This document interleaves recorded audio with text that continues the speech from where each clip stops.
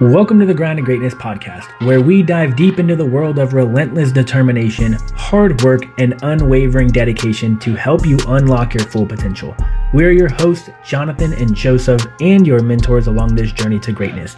Each week, we'll bring you inspiring stories, expert insights, and practical tips where we've turned our dreams into reality through sheer grit and resilience. Whether you're looking to excel in your career, improve your health and well-being, or simply level up in life, this podcast is your go-to source for strategies, motivation, and the mindset needed to achieve personal excellence. What's going on, everybody, and welcome back to another episode of the Grind to Greatness. This episode is brought to you by Facts Over Fads Nutrition. Are you tired of falling for the latest fad diets that promise the world but leave you hungry, frustrated, and stuck right where you started? It's time to ditch the gimmicks and discover Facts Over Fads. At Facts Over Fads, we believe in real food, real coaching, and real results. Our expert coaches create personalized meal plans, workout routines, and daily habits tailored to your lifestyle. And the best part, it's all conveniently available through our user-friendly app. Need a little extra motivation or guidance? With 24/7 communication access to your coach, we're here for you every step of the way. Whether it's a quick question, a pep talk, or just to celebrate your progress. This isn't just another quick fix. It's a sustainable, science-backed approach to becoming the best version of you. So why wait? Head to factsoverfads.com to learn more.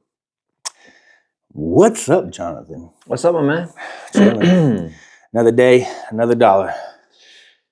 What time did you wake up today? I did wake up at 4:50. I got some shit done on my phone. Scrolling?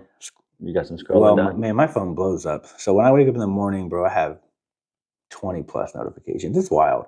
Whether it's like the Unconquerable group, whether it's the Telegram group, whether it's social media, whether it's DMs, whether it's emails. Yeah. And I go through all of them. And so almost it's a bad habit. But every morning I probably spend at least 15 minutes in bed on my phone. Oh. Yeah. It's a bad habit. And so it's my morning routine, bro. That's not bueno. Yeah. Why? What time did you wake up? 4:45. On the weekends, I do a little bit later. So normally during the week it's 3 a.m. But on the weekends, trying to give myself maybe an extra hour and a little bit slower of a morning. Because, I mean, it's the weekend. I have all day to fucking execute. Versus during the week, I'm limited on time. Got to work the part-time job, all that kind of stuff. You know what's cool about waking up early is it's a cheat code. It's like literally by noon, 1 o'clock, you're done with all your shit. It's like, only one? Yeah. Man, I got fucking so much more time to do shit. Well, I mean, if you wake up at 3, That's rough. I've never 4, done that. 5, 6, 7, 8, 9, 10, 11, 12. You've done 9 hours of work already. Yeah. And so that's like a beautiful thing. So whenever I transition out of this job, this part-time job, like that would be my schedule, ideally to 2 p.m., not noon. I'm not going to be clocking out by noon. But by 2 p.m., I want to be done with everything. Yeah. Completely everything. I think it was, not Andy Facillo. There's a person who breaks up his day into 3 6-hour days. Oh yeah, that's 3 days. That's that's Ed Milet. I started laughing because there's this guy. He's a comedian, and he's always making fun of all the motivational people. He's like, I have like 10 days inside my 1 day and a mini day. And he's like, you're operating only 3 days. I have a day every second. Yeah. So I'm like having a bajillion days in 1 second. He's like, where you at, bro? Yeah. He's like, you ain't even on my grind. And he's like this little nerdy comedian guy. And it's funny. But when you think about it, when you wake up early and when you stay focused, and it's easy to, like if you work on the same thing over and over and over again, it's easy to slow down, get distracted, fall off track. But if you go hard for a couple hours and you finish the thing that needs to be done, and then you move on to something different, again, you can accomplish so much in one day. And so again, like the weekend, Fridays through Sunday, I notice it huge. I'm like, oh shit, like it's only noon. Yeah, I can go work on something different. Cool. But what I needed to get done today is already done. And it's done before fucking lunchtime. And so you just give yourself more opportunity to be successful. I caught it. So I took that strategy. I heard about it. I obviously listened to Ed Milet. It's part of my rotation in my podcast. And I always model and then modify it. Right? So you get what they're getting. You reframe it to how you can utilize it. The best fits you, right? So then it becomes you. So I call it the strategy because I like having rules and have high performance. Something I can give it to my athletes that they can, like, it could stick, right? And so I call it mini days. Mini days. And that's the strategy. And what that means is it's just having a morning routine, after lunch routine, so afternoon routine, and then the evening routine. Those are your 3 mini days. And then if you look at it in terms of that, what is he actually speaking? He's speaking the same thing Kobe Bryant was speaking. He trains 3 times a day. All right. Yeah. And so he's doing 3 times more work or 2 times more work than everyone else, because everyone's doing the 1 time, right? They'll do the normal required hours. And so he's probably took that from Kobe Bryant, because successful people study successful people, right? We're always looking for the clues to get better. Yeah. And so what he probably did was, I just break my days into 3 days, and he modeled and then modified it to him, and now he can speak it, and I just modeled and modified it to me so I can speak to my athlete, and I just call it mini days. Because saying I wake up at 3 a.m. whatever to most people is like too far out of reach, right? But if you can just develop it, a morning routine, an afternoon routine, and an evening routine. Now these don't have to be anything long, right? But if you can dedicate 3 powerful hours, even 2, you're gonna move the needle 4. Because if you do this daily, bro, that shit adds up, bro. It fucking stacks crazy amounts. And so I even go down even further, bro. If you can at least do an hour, is a little too short, because when we start getting into an hour, I won't work. If I know, like, I got an hour left, I'm like, I don't have enough time, I won't start it, because then I'll get 30 minutes into it, and then 30 minutes, and then I have to stop. So that's like a little mind game. So I gave myself at least 90 minutes. Like, that's my bridge. If I can start something. If I got 90 minutes, I can go into it and start digging into it. And that's where I learned the strategy called deep work. I just gave myself bigger blocks of creativity, because I was struggling with my time constriction with my part-time job. I only had, to noon, I got to go in. And so when it came to like the future building work, where I had to do some shit I didn't know how to do, had to go destroy the internet, go find some answers, go put it to the test, and do all this monstrous stuff for my brain. Creative work, my brain doesn't like creative work. I only gave myself an hour. And I was like, no, every time I came to this one spot, I kept stopping. Then, I go into further, start looking into productivity research. And it's like, no, you have to have longer blocks, at least an hour and a half to 3 hours. Because then it's like, okay, you have an hour to fuck off and fucking scour the internet. And then you have the 2 hours to actually get to work. So there's a lot of momentum. You're just bypassing mind games with yourself. That's it. You're trying to beat yourself, because yourself doesn't want to win. Yeah. And that's why I use ChatGPT, because I'll do the same thing. It'll take, for the deep work, it'll take me so much time to get into that like thought process. I'm like, fuck, I could waste 20 or 30 minutes just trying to get somewhere. Yeah. So I'll use ChatGPT to get me there in 10 seconds. Yeah. And I'll just ask it a question, and I'll just keep asking, and I'll read. And I'm like, cool. Now I'm in the mindset. It took me fucking a minute instead of 30, trying to scroll, trying to find motivation, trying to listen to podcasts, trying to do all this shit. And so I use ChatGPT a lot for that level of inspiration, or even like how do I do ... Yeah. Right. And it just comes up with a quick answer, and it gets me there that much faster. I still have to go do all the brain work and leg work after that. Yeah. But at least I'm already in that deep state, that flow state, where things are clicking and I'm moving, and I got there much faster. We talked about the 2 brains. We talked about, and even my wife notices how much my brain works differently than her. Like, we can watch Instagram Reels together. She's showing me something, and usually the videos have a little description, a caption inside that video. And then of course you got to watch the video. So there's 2 things that are going on at the same time. I can't process both of them. I have to watch the video, and then I have to watch the video and read the caption, and then I get it. She can just like one watch. And it's like the same thing when it comes to our work, is you can type in ChatGPT to get me to X, Y, and Z. Yeah. I have to type that in as well. And then I have to go watch videos about what Chat just fucking told me, because I need some kind of visual. So I need like 3 ways of learning for my brain to capture it. And I'm like, God, this sucks. Like, this sucks that my brain it doesn't just capture it in one grab.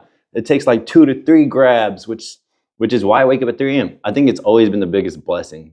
But I think for you, because everything you're trying to do is so new. Yeah. I haven't done anything new in a long time. I'm just trying to optimize what I'm already doing. Yeah. So when I research something, I can make that connection a little bit quicker because I'm like, oh, it's a system I already know. It's a process I already know. Not just that, my wife got it. My wife has your brain. Yeah. Yeah. It just comes a little bit naturally easier. Man. School came a little bit naturally easier for her. School didn't for me.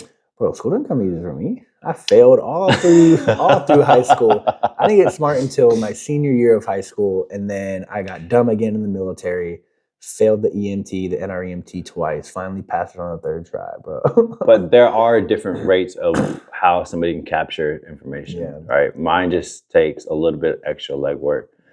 Biggest disadvantage, biggest advantage, because it taught me how to do extra work, right? And that built a level of confidence that I can just outwork most people, because my inability to learn, I'll go over prepare. Yeah.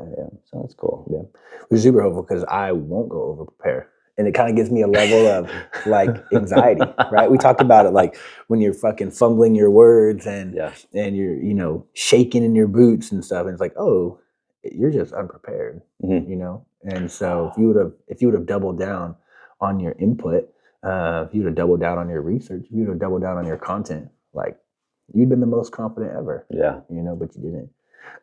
We just started 4 new interns, and I was telling them that they have to give a presentation 1 a month. And so you can kind of see them like get all nervous every semester. Yeah. And I'm like, I'm going to give you 2 opportunities to present to us, like as a team. And so that'll kind of get you sort of prepared. But if that's all you do, you're going to fumble the day of. Like you need to either present it to yourself, you need to record yourself, you need to present it to a friend or a family member. I was like, I'll give you 2. One weekend you're going to present, the next weekend you're going to present. That Monday, you're presenting to the whole company. And I was like, I'll give you 2, but you need to fucking do a lot more. I think I had this conversation with my athletes. I always have this conversation. It's actually one of my speeches that I give to schools when I go talk to them, is I reset the bar what great work actually looks like, right? It's the mandatory work of whatever is required. That's not a work ethic.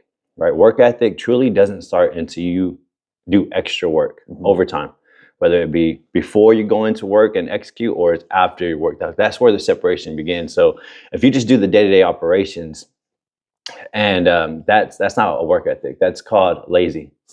No, for real, I had to hit some kind of pain point, right?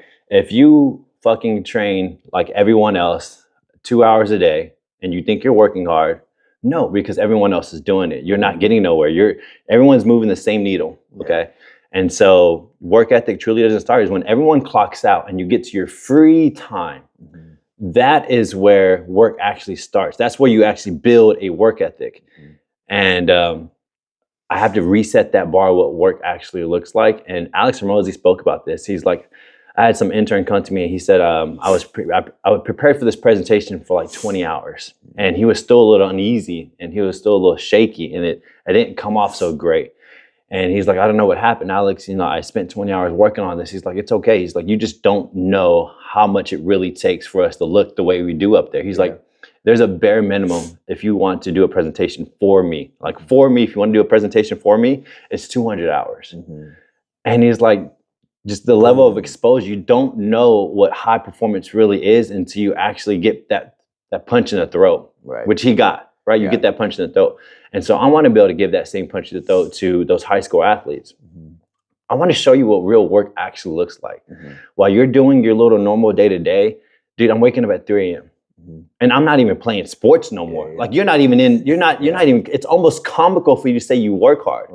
Right? Because I want to give you that throat punch now because later on it's too late. You lost your opportunity. If I can give it to you now. And so let's talk about that. Everybody thinks their life should be moving forward. Their life should be getting better. Like what's going on? It's plateaued.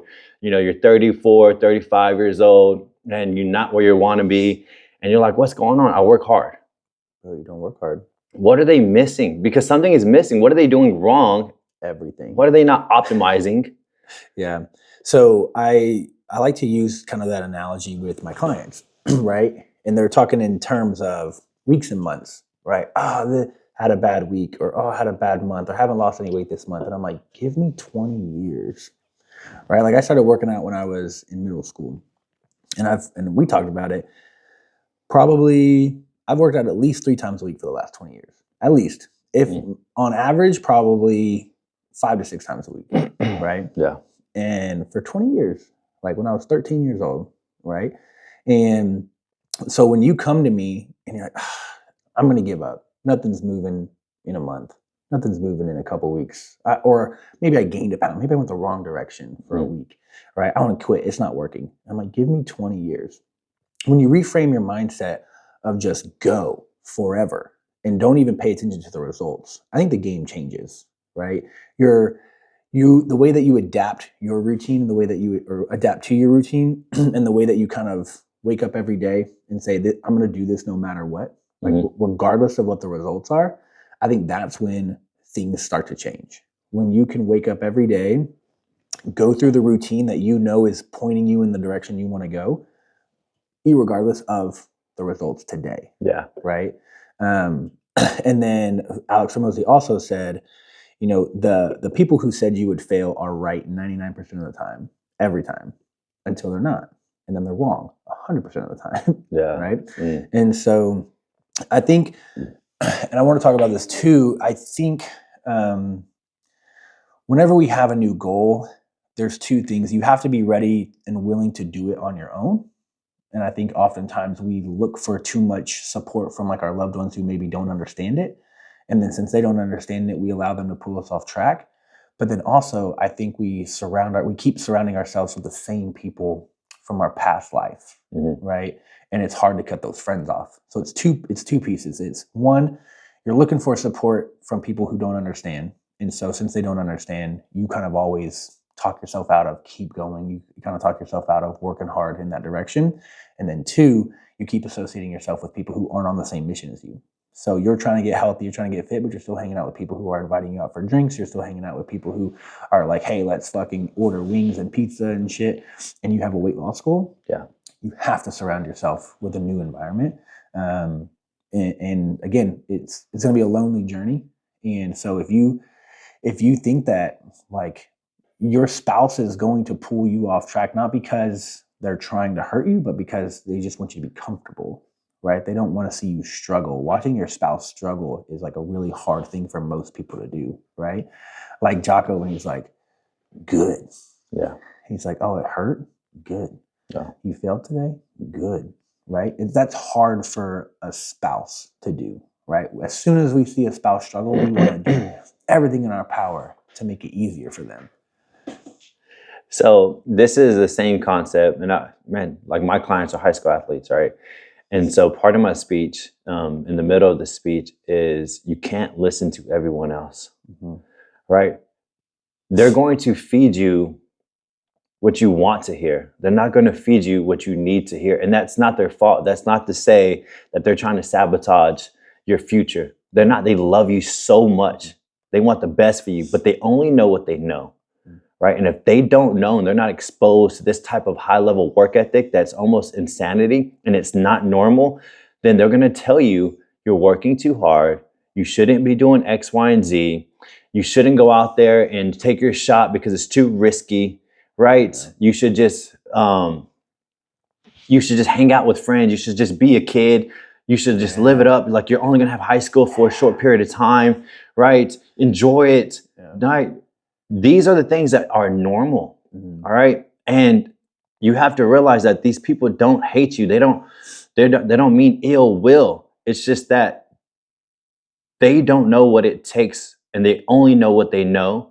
And if you want to do what normal people do, you're going to get what normal people have. Yeah. And what you have to realize is winning is, we talked about this, winning is not normal, dude. Like 100%. Your fucking goal is to be 0.0001%. Yeah. And you're trying to do what 99% of the people are doing. Like it does not work. It does not match. It's not peanut butter and jelly. All right. So what you have to do is going to be very unnormal.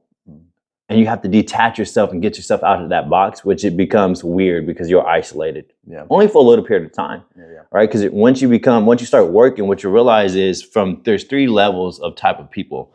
Now, when I say type of people, I don't mean these are bad people. All right, people are people. They're either gonna be like, it doesn't matter what level you're in. It doesn't mean that you're better than. You just work in the capacity of your efficiency rate. Like this, we're just speaking in terms of your ability to execute. That's it. Yep. You're fucking a good person. You just may not be able to execute, but it's just fine. Yeah. I love you the same, dude. Like fuck. All right. So check this out. Low level, I'm gonna show up and just do the work.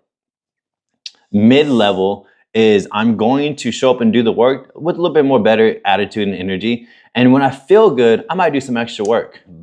High level is I operate off a standard. It doesn't matter how I feel. I live this thing. I do this thing. Before work, I work. After work, I work. And then I just execute. I live it. All right. I don't let anything determine my emotions. I operate because I've now flipped my brain. Most people operate from I let my emotions dictate my actions. And when you become a high performer, is you operate standard over feelings. I don't listen to my feelings. All right, so at 3 levels of tiers. And you got to ask yourself, the people that are telling you to do X, Y, and Z, what tier are they in? All right. Where do they live? And what are they doing? And then that's the frame that you should be downloading, and should I listen to them? If they don't have what you want, it's probably not a good idea to take that advice. And I know a lot of average people is like, oh, that's not good advice. Well, each advice is very contextual. If this person is 20 years in a relationship and it's great fucking relationship advice, but he's poor financially, then I'm gonna listen to his relationship advice. But if he talks to me about having a great whatever, I might hear him out and listen to exactly opposite of what he's saying, right? Or he might give me some good game in terms of don't do this because I fucked all this shit up. So I just want to let them know that there's 3 tiers and how to download information and how to separate themselves, right? You don't want to get caught up. And so if you find yourself around people who don't have what you have, then you have to get a new environment, which means you have to have sacrifice and pain. I like that. So there's always something to learn from everyone. Yeah. Right. And so you have to pick and choose what you're learning and how you're learning it. So, I like to use like the example of money, right? If a poor person is trying to give you financial advice, like actually like, hey, you need to do this, this, this, and this, why would you listen to them? They have no money. But if their approach was, don't do this because I did this and it fucked me up, that's something you might want to listen to. Yeah. Right. And so just be cautious of how people speak on certain subjects based off of what level they're on. Right. And so again, it's like, if you're going to talk to me about relationships, but you're not in a relationship, I'll listen to your failures. Yeah. But don't give me advice because you have no clue what you're talking about. This is the fitness world. Everybody is a fitness expert who never achieved results long term. Yeah. I fucking, man, the girl that I'm dating was showing me some influencer, and the lady came out with the most powerful targeting quote. And it was like, if you're a woman in your 40s, you need to stop doing HIIT training. It's fucking up your hormones. It's too big of a stressor. And I was like, okay, like that grabbed a lot of people's attention. Yeah. Right. Then she goes on to say, you need to do strength training instead. And I was like, strength training is a massive fucking stressor. Yeah. I was like, whether you're doing HIIT training or whether you're doing strength training, it's a huge, like cortisol is still spiked in both of those environments. And I was like, so her initial statement got all your attention, got you to buy in, probably got you to like her and follow her. I was like, but everything she said after that was do strength training instead, eat more protein, drink more water. That was her advice if you're a female of 40. And I was like, that's the most basic generic advice ever. And it doesn't make sense. And so it's just like the desperation of people just will listen to anything. I don't know. So, I think you have to play the game. No, you do have to play the game. I think she's just playing the fucking game in the algorithm because, for sure. I mean, if you're trying to grow a brand and a community and you don't find a way to catch people, and even though she caught you, but she gave you the most general information, it works. No, it works. So it's like, I'm not giving bad information. We talked about that. I just can't get behind it yet. I might get behind it one day. I think it's just you aren't there yet, and I'm not there yet, obviously, to be able to have those viral hooks that were almost like, what the fuck did you just say? And then give general subpar information, but it's still information that's better than. And we live off the better than constraints. So why aren't we using the better than? Because it is. People that have to have some kind of better than.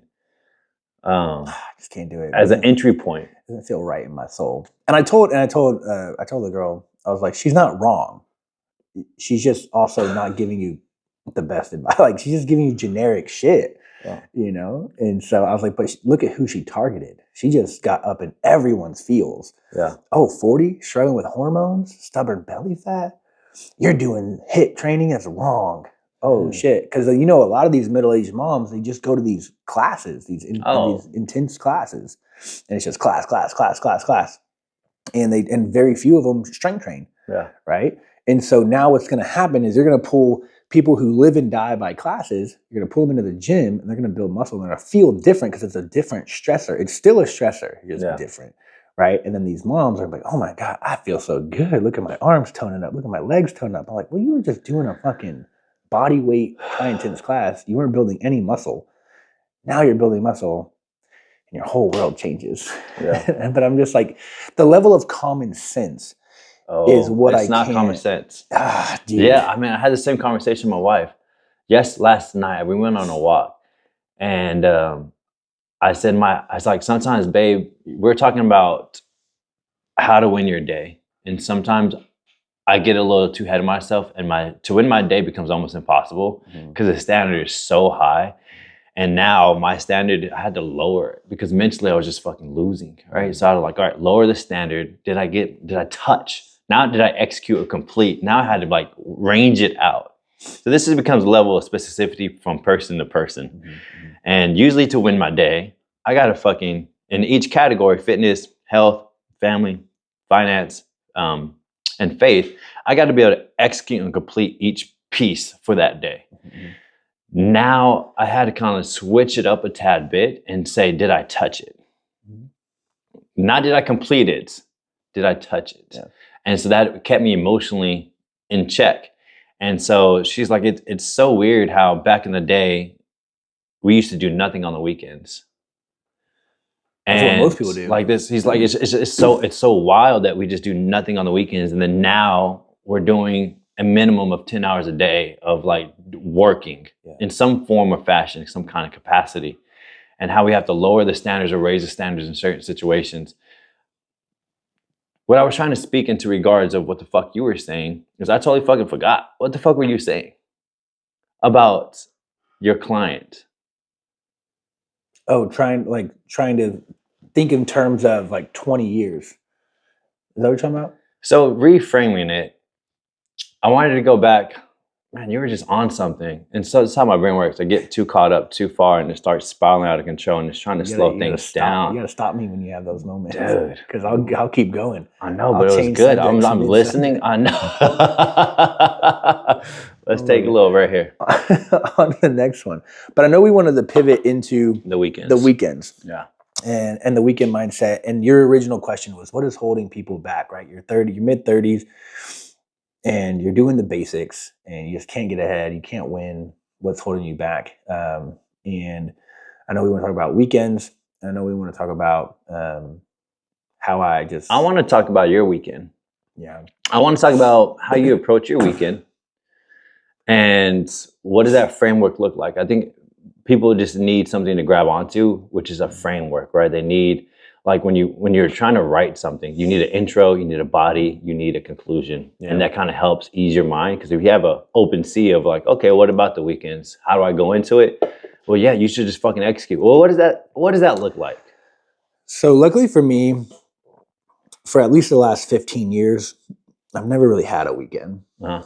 So when you go to the military, boot camp is 7 days a week. There are no days off. Okay. AIT, you get some weekends off. Others, you're training, you're in the field, whatever the case may be, for like medical training. And then when I got to my unit, I immediately went to Afghanistan. So I didn't really I had like a month, and that whole month was preparation for Afghanistan. Then you go to Afghanistan, you definitely don't have weekends. And then when I came home, I was a full-time student, and the most time I had to study was on the weekends. And so I was still studying on the weekends. And I think with that kind of foundation, I really just, when I wake up on the weekends, I always looked at ways that I needed to either get ahead or catch up because I was behind because I was so busy during the week. Yeah. And so especially on schoolwork, I was like, fuck, I'm behind. I got to catch up on the weekends. And then that mentality just continued and continued and continued. So when I got out of the military and I got to Gold's Gym, most people, like, they work a 9 to 5. They don't want to wake up early. They don't want to come work out afterwards. So I would train them on the weekends. Like, cool, we're going to work out Saturday, Sunday. So I was working Saturday and Sunday. There was very few trainers who were working Saturday, Sunday. They do all their clients Monday through Friday. They'd have the weekends off. I was like, it makes no sense if you want to make money because you want to train when they're off. Like people want to work out when they're off of work, so evenings or before work or the weekends. And it was helping them because they wouldn't want to party as much on Friday night because they knew they had a session with me Saturday morning. Yeah. Right. And so a lot of my clients were like, I don't know, like I'm not drinking on a Friday night. I'm not eating pizza on a Friday night. And so everyone was winning around me. I was winning because I was making more money. They were winning because they weren't drinking and partying. So it sounds like your environment shaped you into this kind of high performance arena, which is basically doing what everyone else is not doing already. Military is doing something everyone else is not doing. Yeah. Becoming a personal trainer and working hours, most people are clocking out, you're clocking in. So you're already like building, your environment's like creating this no weekend mentality. When they're off, I work. And so it just easily transition into, well, I can become a great entrepreneur because I'm already working when they're not working. There's a smooth transition there. I got addicted to the money, right? And so I was like, why would I not work? Why would I sit at home? Because I moved to San Antonio, right? Yeah. I didn't know anybody. I had 0 friends. Makes it even better. Right? So what am I going to do on the weekends? Sit in my apartment, my 1-bedroom apartment by myself? I didn't even have a dog at the time. So well, see, if you didn't grow up in the environment of the military and that transitioned you, what would normally happen is you would be a gamer playing video games all day because you would fill your time with what was normal. What's normal as a single man is you're probably going to eat shit, play video games all fucking day, watch sports, hang out with friends. But because the military and then the personal trainer, like it brought you into a beautiful realm of the transition becoming high performing was just the environment created that in you. And I always like to think of, a dog. You have a dog, and I hate this fucking term is you either have it or you don't. Like it grinds my gears. You're either a leader or you're not. You're either a dog or you're not. And so the way I like to chew on it is either created from a lack of necessity in your environment. That means lack of resources. So you have to figure out a way, okay? That's where I grew up in, a lack of resource where everybody had Pee-wee football. Everybody went into their sports and did the private lessons.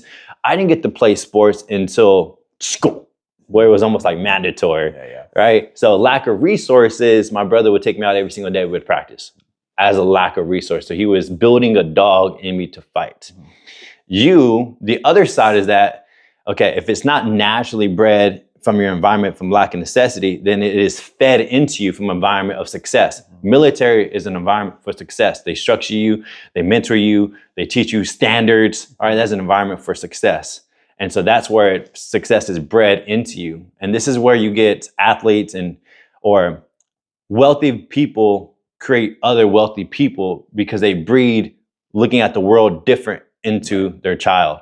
All right. And that's where like, so for me, we talked about it a couple episodes ago of like, I never want to let anyone down. Right? I want to be a man of my word. Right? So we talked about this a couple episodes ago where it's like, I expect other people to have the same high level mentality and the same high level energy that I have. Like, people wouldn't even respond to your text messages, right? You're like, fuck, how hard is it to just fucking reply to a text, right? Yeah. And so I took that mentality into the military. I was just scared to fail because so many people were like watching me, so many people were mentoring me, so many people were like my sergeants, my soldiers, whatever the case may be. And I was like, shit, I don't want to let anyone down. It wasn't even about me. It was about everyone else. And then when I became a personal trainer, I got into school, it wasn't even my idea. It was another medic, Vanderpoort. It was his idea. He's like, hey bro, I'm going to get this certification. You want to get this certification? I was like, I guess. And I want to let him down. You had a great environment. Like just growing up, you just had like this environmental force just trying to pull you into a higher level version of Joseph everywhere. And so that's not the case for everyone. I know. At all. And I had a great Sergeant Murray, who would just make me feel like a fucking idiot. Mentorship. Bro. Yeah. He just made me feel like an idiot all the fucking time.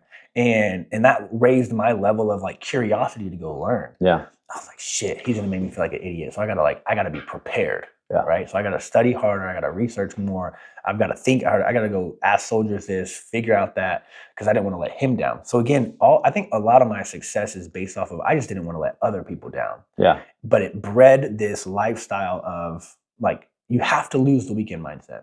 So many people are dying to clock out Friday night. They're just fucking, I can't wait to get off Friday and the weekend and relax. And I just need it so bad. And I'm like, the fuck?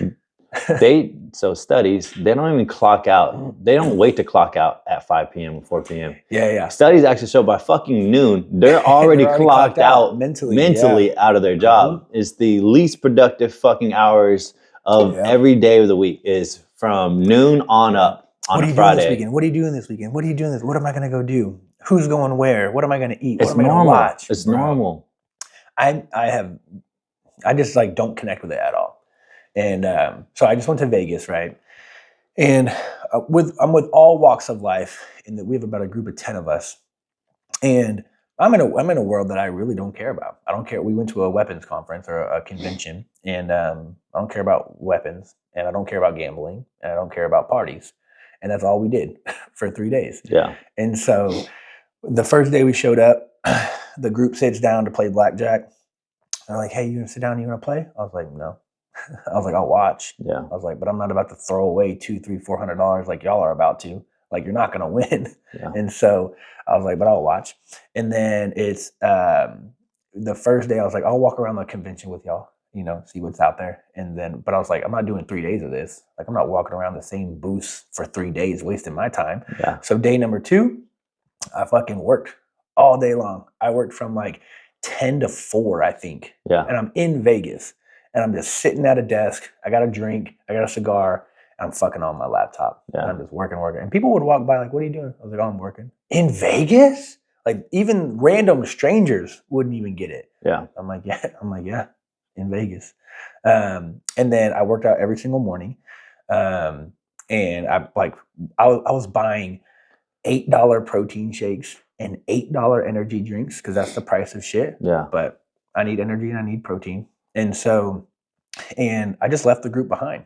And then we go to these parties, we get invited to these parties, we go to these parties, and I'm just there walking around, waiting to go home, And then as soon as we get back to the resort, everybody wants to go gamble again. Cool, go gamble. I'm gonna go to my room, I'm gonna work, right? And then again, I kind of pivoting into when I came home, right? When I come home, it's like, how fast can I get myself back on track nutritionally, back on track with hydration, and back on track with work? And that's the priority. Man.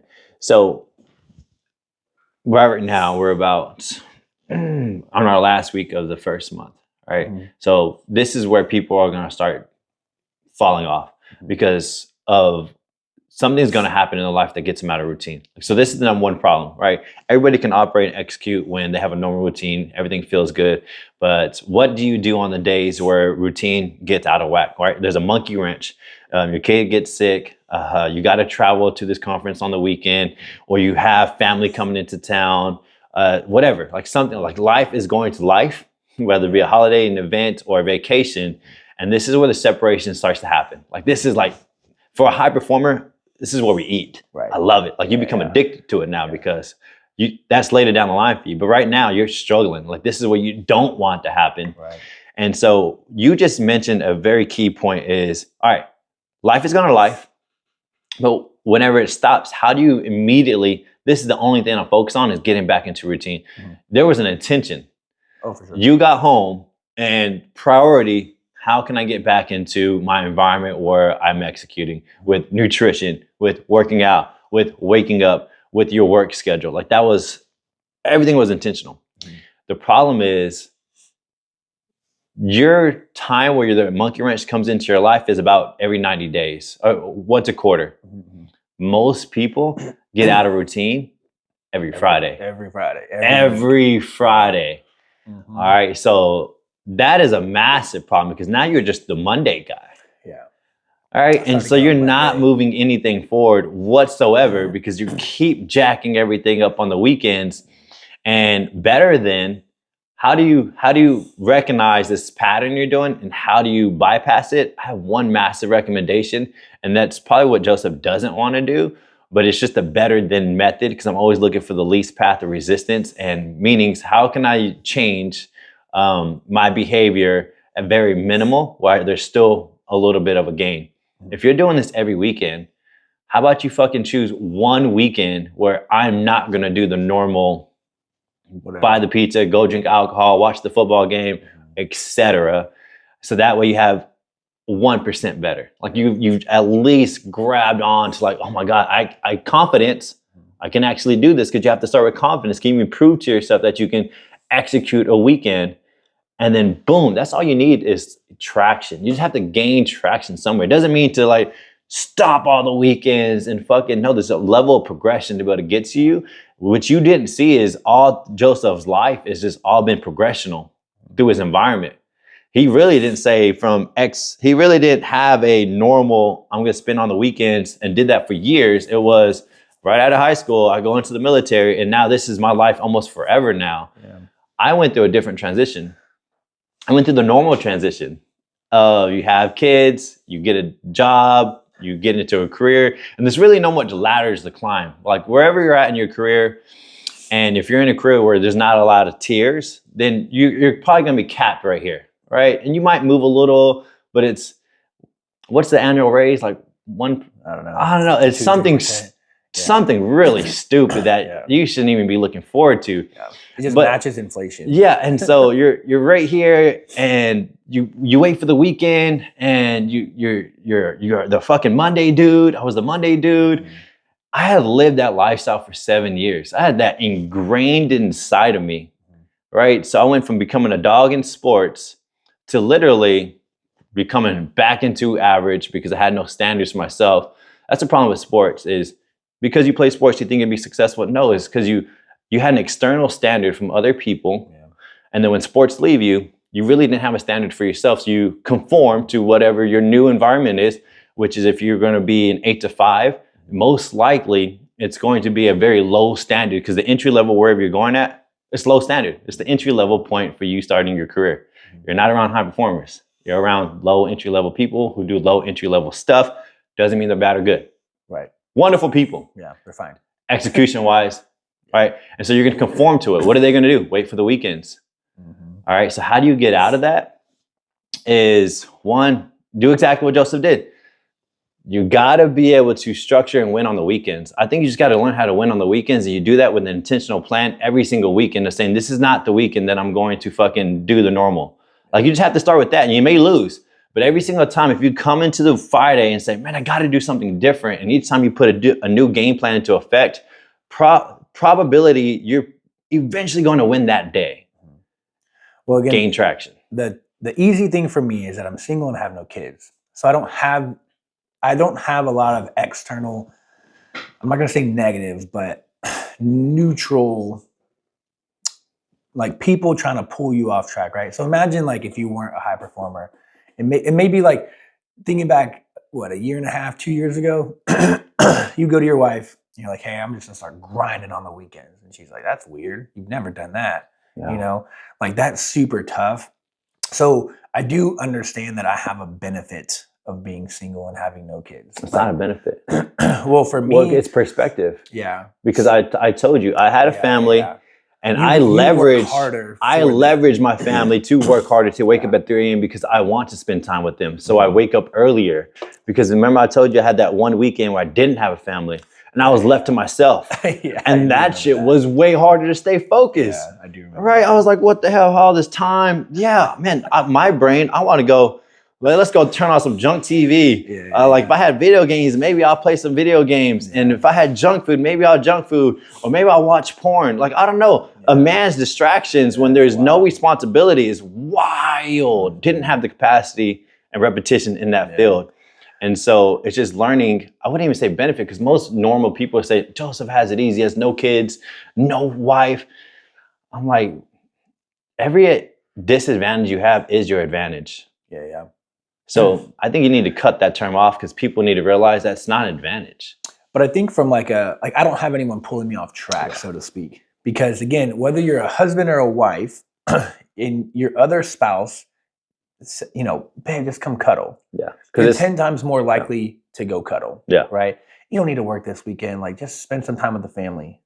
You're 10 times more likely not to work. Yeah. Right? I don't have that at all. I have, again, dates here and there, but other than that, I'm a lone ranger. Mm-hmm. Wake up on the weekends, work out, hit the computer, right? Everything I do on the weekends is work.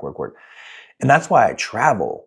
And I tell people this all the time. I would rather work 7 days a week for 3 months straight and then go travel than waste away the weekends, waste money, waste opportunity, not get ahead, and then be stuck and not travel. Yeah. Right? Everyone's like, oh, you travel so much, you're so lucky. And I'm like, but you're going out drinking and partying every weekend. So if you would save that $50, $100, $150 every weekend, you could travel every 3 months as well. Yeah. You could save $800 a month.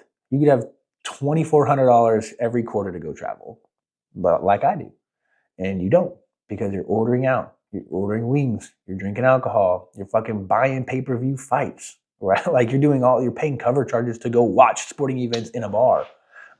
I'm not doing that stuff.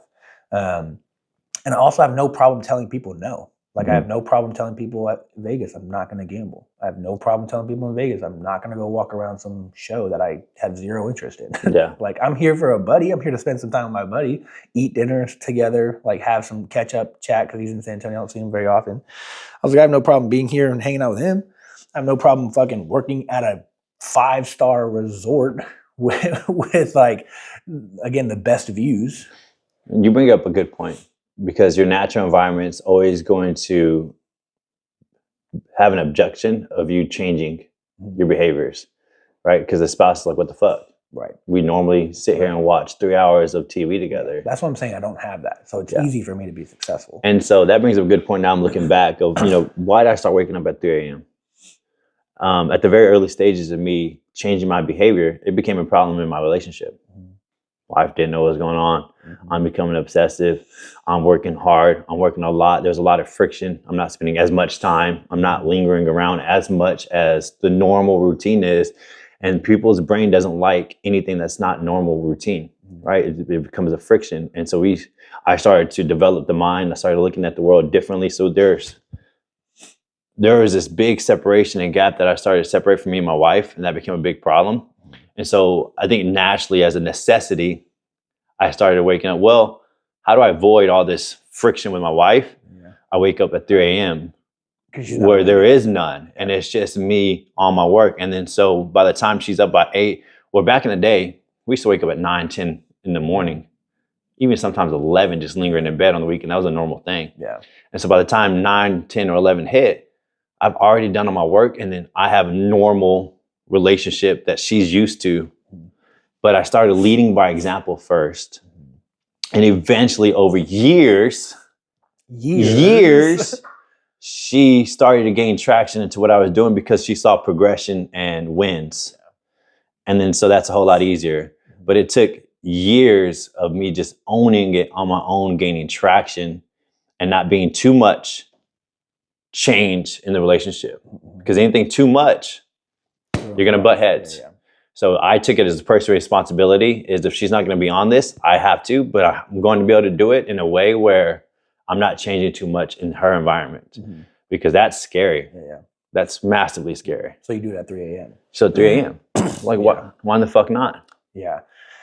And I think that's why dating for me is so tough, because the norm in dating is let's go out on the weekends, let's grab a drink. I don't want to do that. I genuinely don't want to be here. Like that makes dating for me really hard. So when I find someone who's like, let's go work out, I'm like, oh shit. All right, like let's go do that. Let's eat healthy. I'm following a meal plan, whatever the case may be. That shit turns me on. Yeah. But that's 1% of the population. So again, like I made a post a long time ago about like the dating odds, right? Like let's just assume that of our population, 50% is male, 50% is female. Let's just assume. I think it's like 55-45, heavier on the female side. But then you cut it down to how many of those females are married, how many of them are straight, and then how many of them are in shape. And again, 68% of the world right now is obese.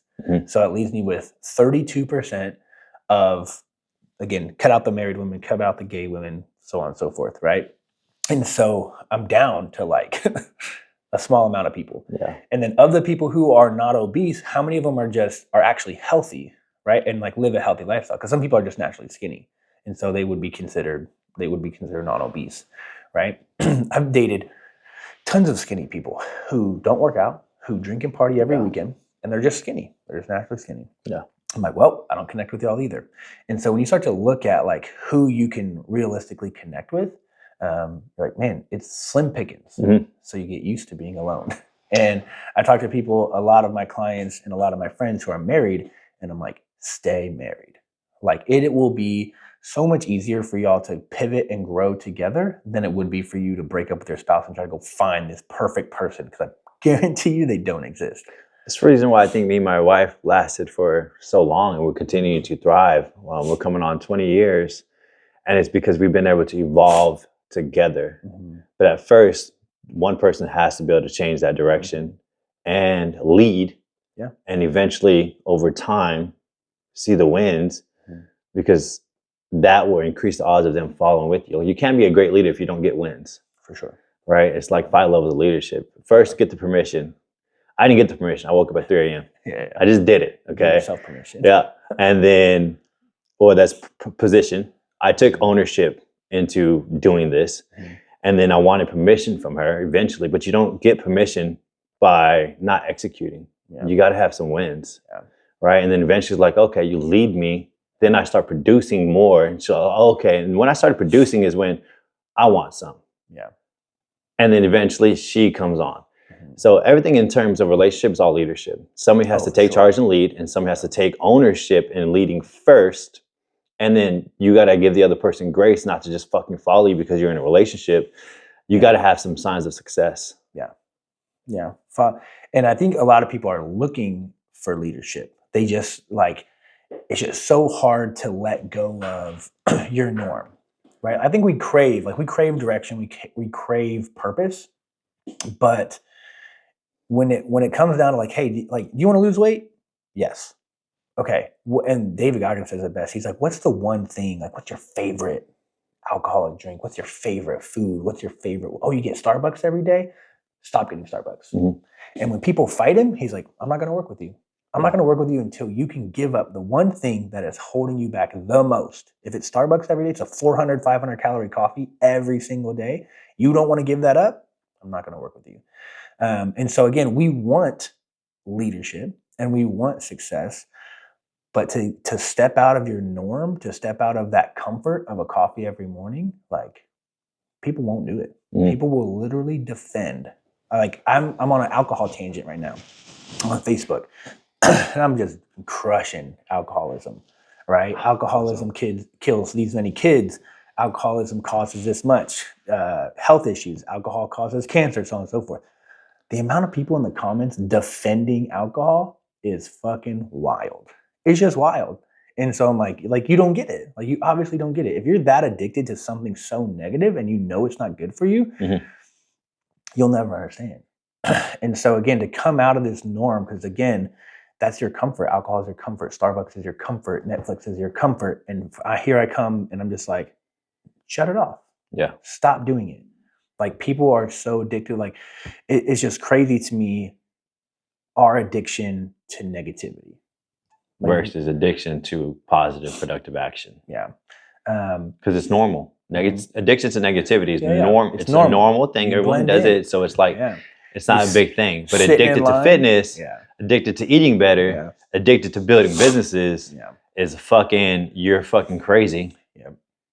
It's hard. There's always a statement of like, choose your hard, right? It's hard to be successful and positive. It's hard to fucking be fat and unhealthy. Yeah. Like I was talking to a client the other day and I was like, I'm going to speak to you from a personal situation, like with my parents. And like, if I have grandkids one day, like my parents probably won't be around that long after they're born. Number one. Number two, they also can't get on the floor and play with them when I do have them. Number three, they can't travel. They're too out of shape to travel. And number four, they're broke. So they don't have any money to travel anyway. And so, this client was talking to me about like, she has 3 kids. She's like, I'm just not seeing results. She's gained 20 pounds in the past year. And I go, okay, let's multiply that by 5. In 5 years, you will be 100 pounds heavier. Yeah. Isn't that crazy to think about? And she was like, oh my gosh. And I was like, now you can't even be a mom. Now you're 260. Yeah. You can't be a mom at 260. You can cook them food and you can fucking pay bills, but that's it. You can't actually be a mom. You can't actually be involved. It just makes it more difficult. Yeah. Like, so I was like, is that what you want? I was like, to look out in 5 years and just realize you're going to be a couch potato and you're going to be so unhealthy and so overweight that you can't move and you can't hang out with your kids. You can't play. You can't take them to the park, or you can just sit there on the bench at the park. Like, is that the life you want? And I was like, I'm speaking to you because my parents are that way. I'm not targeting you because I'm just some asshole who just loves fitness. Like, my family is this exact way, which is kind of fuels my fire. Yeah. And I'm like, how embarrassing is that? And she's like, all right, I'm not canceling. And I was like, all right, let's get back on. I don't care if you gain 20 pounds. All I care is about what we do from here going on. How do we get 1% better? How do we figure out solutions? Like, you're not booking your coaching calls. You're not logging your food. You're not doing any of this. Like, let's just choose one. Let's book your coaching call. All right, we're gonna talk on the phone. And again, it's so easy to gain weight because that's the norm. It's so easy to be unhealthy because that's the norm. It's so easy to relax on the weekends because that's the norm. It's so easy to clock out on fucking noon on a Friday because that's the norm, right? One of my buddies was talking about, what am I doing for the Super Bowl? This was like last month. Oh, I was like, started. Bro, I was like, what the fuck? I was like, dude, you can't even plan your grocery list, but you can fucking plan a Super Bowl party in 3 months? I was like, get your ass to the fucking grocery store. I don't give a fuck about the Super Bowl. I don't give 2 shits.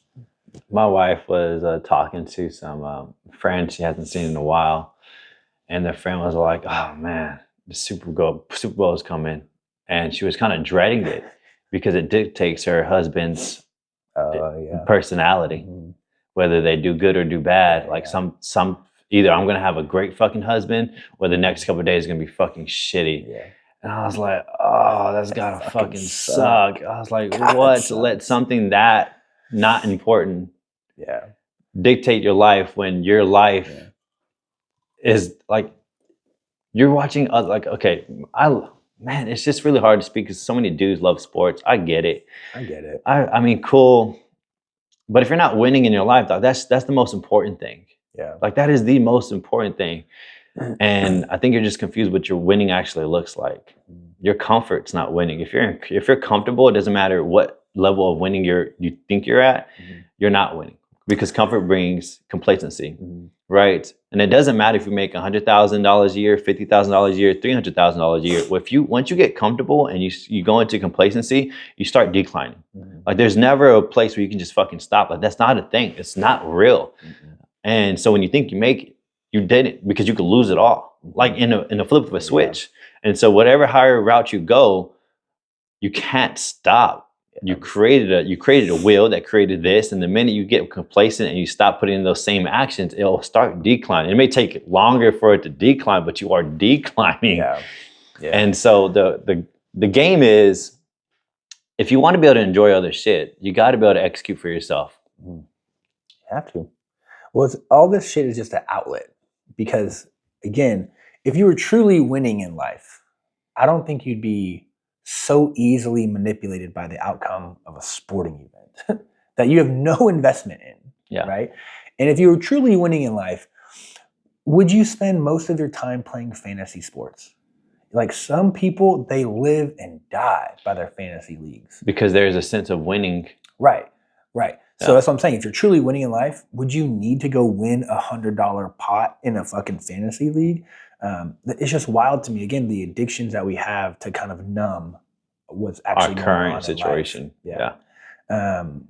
And again, it's hard, but choose your hard, you know? And I will say that sports and video games have ruined more marriages than they've helped. Yeah. You know, like I can just tell you from a client standpoint how many of these wives are just unhappy and have probably even left their spouse. All he did was play video games. All he did was watch sports. He didn't want to do anything else. That's all he did. And I had to leave him. Or I'm miserable and I'm thinking about leaving him. Like, it doesn't help anything, right? But when you truly lead, like you said, like you have to get some wins and you have to show this standard. That's what people want. People want to be around true leaders. The mission for your family, and we'll end it here. What the fuck do y'all want? Mm-hmm. And are we making progressional steps to get there? Mm-hmm. Or are we doing things that are not moving us forward? Mm-hmm. Like playing video games and watching sports. Mm-hmm. And then how important it is in the time of urgency that you want to create with that, right? Mm-hmm. High performers just create an intense sense of urgency. It's called aggressive patience. That means I want to build a very successful business as fast as I can, but I also have aggressive patience. So it's going to take me 5-10 years. Yeah. Mm-hmm. But every single day is like my last day. Mm-hmm. Right. So I have to trick my mind versus, yeah, babe, I want to buy a couple rental properties down the line, down the pipeline. And there's no framework to that. Like, well, okay, when, how fast do you want to get there? And so it just becomes this thing that floats out there, and then 10 years go by and you still haven't made any productive action toward it. So that's not leading. Leading is getting your family, deciding exactly how we're going to execute this year from quarter to quarter, and then have benchmarks of progression every single quarter. Did we move the needle forward? No. What's happening? Okay, we're spending too much time on the weekends doing here. How can we make an adjustment so we can just still live a very life that we can have a little bit of taste of fun, but also we can't have too much because right now it's not progressing us forward. So you do have to sacrifice your free time. You always have to sacrifice your free time. Yep. Or there's no bypassing it ever. And so you can either do it progressionally, which is probably the most smartest, efficient move to make because that's how you win long term, or you could fucking bite the bullet if you're the type of person who can sprint and move the needle forward. I've been able to do both. But if you're going to sprint, you're going to have to accept the consequences from sprinting. Mm-hmm. I recently experienced another sprint where I spent 15 hours in the office for 5 days straight, and I neglected my health. I neglected food. I neglected nutrition. I neglected my family. And I had to get permission from my wife because it had to be a thing for me to be able to stay locked into that room. And you know what happened to me? I didn't even tell you. We talked about it before where I started getting panic attacks. Oh, yeah. And I couldn't even speak to my wife without feeling like I was speaking to 1,000 people. My heart was accelerating and moving fast. I couldn't even put words together. And it felt like I was out of breath talking normal to my wife. And it was just random throughout the day. And I'm like, what the fuck's going on? And because I put a lot of pressure on myself, I put a lot of stresses on myself. I stopped taking care of myself. I was eating junk food just to get by. I was fucking intermittently drinking alcohol to stay motivated and creative, to stay in the game of working. And I was like, I completely lost all control of health. Yeah. And I was living off energy drinks. Mm-hmm. And you know what happens? Your body's like, I sacrificed my health for a season, but my body's going to give me the check engine light.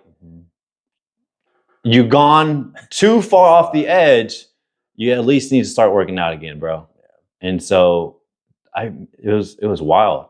I meant to text you, but you're out of town. But I was like, damn, I'm having that thing again. Yeah. And if I look back at my cycle when I had it last, is when I was about to launch a big launch to another team. Yeah. And everything was crashing down, and it was a do or die moment. And I had spent 15 hours in the office, like doing the exact same sprint. And I was like, okay, so if you're going to sprint, just be aware and accept the fucking consequence with that. Yeah. Well, so I get into those moments of sprinting, but I'll always catch up either like when I first wake up or when I go to bed from a nutrition standpoint. Mm-hmm. And sometimes sometimes we just need calories. And so I'm like, okay, I haven't eaten all day today. I am going to go to Chick-fil-A, or I am going to eat these. I fucking love Uncrustables. So I am going to eat these peanut butter and jelly sandwiches because they're good. I haven't eaten anything all day today. Yeah. And I can't function off of caffeine alone. But I love the mentality of sprinting because it actually shows you what you're truly capable of, right? Like you're like, fuck, I got so much done. And I love the seasons of promotions, right? CG is big in promotions. Man, so much growth would happen during a promotional period. In a week, we get fucking 10,000 people signed up in a week. And then the rest of the year, everyone's bitching and moaning about, I can't get any clients. You get 3 months of work done in 1 week. It's wild. It's so 3 wild. months of work done in 1 week. We did the same thing with our holiday challenge. I was like, we got 120 people signed up in 2 weeks. And you can't go get one person signed up every week from here on out. Yeah. Like the mindset shift of a sprint, I think is very important because it does show you what you're truly capable of. You just have to make sure you have some checks and balances along the way.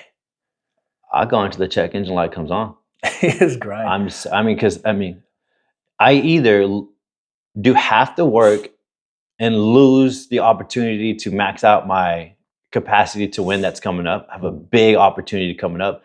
I can either get 50% and have balance, and then I'm probably gonna get 50% out of my opportunity. Or I can fucking max out for 7 days and then max out my opportunity as possible and say, when I look back, I left nothing fucking behind. Yeah. I was getting panic attacks. I fucking left it all on the line. I went out as my championship day for 7 days. I would feel much better about myself knowing that my family has an opportunity to make a big progression and stride. And if I didn't give it all I had till death do us part, then I would feel like a fucking complete loser. The only time my check engine light came on was when I was like 20. I was like 22. And I got demoted in the military. So when you get demoted in the military, when you get to Article 15, you have to do extra duty. Yeah. So what that means is when you clock out of the military job, you report to your headquarters and you fucking do busy work, cleaning, fucking raking leaves, fucking cleaning toilets until like 9 p.m. And so I also was a full-time student, and I also was teaching CPR BLS, and I didn't convince, but I negotiated with my sergeant major that said, hey, these 2 nights a week I have to go teach, but as soon as I get done teaching, I'll come do my extra duty. Because where I was teaching at, the owner of the CPR place was a soldier, and he was deployed. And I was like, no one else can teach his classes, and he's deployed right now. So I kind of like use that as leverage. So I would literally wake up in the morning, 4 a.m., go do military PT at 5 a.m., go do military shit all day long. I would either go to teach CPR or I would go to extra duty until 9. Then I would work out. Then I would study. Then I would sleep for like 2 or 3 hours, and I would wake up and do it all over again. And it goes for 45 days. Yeah. So towards the end of this 45 days, I started having heart palpitations. I'm just like randomly walking, feeling I'm having a heart attack. Yeah. I'm like, what the fuck? And so I go to my doctor, and I worked for the doctor because I was a medic. And I was like, I need to hook myself. We didn't have any patients. And I was like, I need to hook myself up to the EKG. And he was like, for what? And I was like, something's wrong with my heart. Like, something's wrong. And he's like, okay, hook yourself up. So I hook myself up, or I have another medic hook me up. And he comes in and reads the results. He's like, no, everything looks good. He's like, what's the problem? Like, what's wrong? Yeah. And I'm like, my heart hurts. I don't know how else to explain it. My fucking heart hurts. And he's like, well, what are you doing? Like, tell me. And I didn't even know about energy drinks. I didn't drink Red Bull. Yeah. I didn't drink any caffeine at the time, maybe like a sweet tea. So it wasn't caffeine. He's like, tell me about your day. So I told him about my day. And he's like, dude, you need fucking sleep. He's like, you just need to calm down. He's like, you're just fucking running your body into the ground. And I was 22. I was young. You can go do anything when you're 22. I couldn't imagine doing it now that I'm 33. Yeah. And so he had to call Sergeant Major, and he said, hey, Joseph, because you do it on the weekends too. On the weekends, it was like 7 to 7 extra duty. So 7 a.m. to 7 p.m., you're just fucking picking up cigarette butts in the parking lot, fucking cleaning toilets. My Sergeant Major was like, hey, there's a booger in the bathroom, and if you find it, I'll let you go home. Bro, I was in that bathroom all fucking day looking for a booger. I was like, motherfucker, where's this booger? It was on the back of the door. So like you walk in and you just immediately just go that way into the bathroom looking for it. It was the last thing you saw when you walked out. And I didn't find it for hours because I just stayed over there. Yeah. I was like, motherfucker, the booger's right here. So that day I got to get off early. But the doctor had to convince him to give me 2 days off. Yeah. He was like, hey, Joseph just needs to sleep. He's like, he's just fucking running himself into the ground. He told him everything I had going on. He's like, he's a full-time student. He's training twice a day, one in the military, one after he gets off extra duty. And he's teaching these classes, so on and so forth. So I finally got 2 days of sleep. Everything fixed itself. You know what? To the world, that would be hustle culture, and it's looked down upon. Oh, for sure. But what you just said, you know what, culture? I fucking stand behind hustle culture because what you just said, what it teaches you, dude, of going that edge and who you can actually and what you can actually do. You're grinding yourself, but what you're doing is you're peeling the old self out.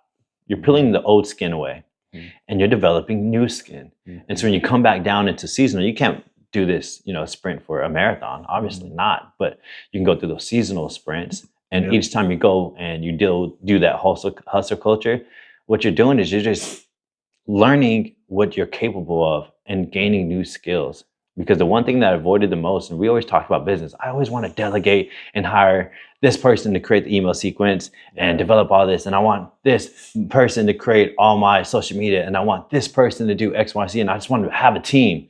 And I never wanted to do it myself because I knew my learning capabilities were not great. And so I was like, I'll just pay it. Well, I got the money to pay for any of these. And so now I bite the bullet. And I end up doing the shit been avoiding for years, Joseph. I've been talking about this for years. Yeah. And eventually, what did I do? I go learn the system. Yeah. Took 7 days of 15 hours of fucking killing myself. But what happens if I would have just done it years ago? I wouldn't be in this position right now. Yeah. But I kept avoiding it and avoiding it and avoiding it and avoiding it until it became a problem and a necessity. Yeah. Now here you and then now here I am having to crush myself, right? So it all came to the root of I was just delaying something that I knew down the pipeline I was going to have to learn, but now I put myself in a position where it's do or die and I have to learn it. Yep. Love it. The grind, the hustle, the sprint. All right, guys. Hey, if you found something useful, if you got some good insight, I want you to share the show, share with anybody who might be in your environment, right? Because if you're in a current environment and you're looking to grow, you have to change your environment. And you have to be able to grow together. So if you want to become a leader, take personal responsibility in helping everybody else around you. And don't work to keep up, work to separate.